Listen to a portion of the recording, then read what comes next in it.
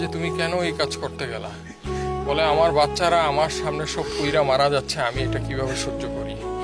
আমি সর্বোচ্চ চেষ্টা করছি বাচ্চাদের, কিছু বাচ্চা বের করছি, আরো কিছু বাচ্চা বের করতে গেছি, এমন সময় এক্সপ্লোশন আরো জোরে হয়ে আমি আর কিছু জানি না।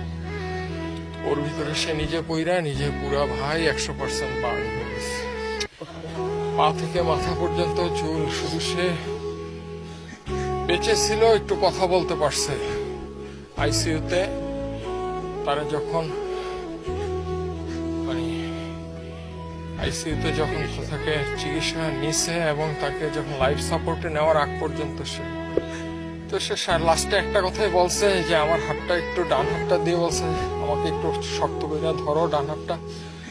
শক্ত করে ধরছি ভাই, ধরা যায় না, পুরা সব কিছু পুরা বুকের এইখানে নিয়ে বললো তোমার সাথে আমার আর দেখা হবে।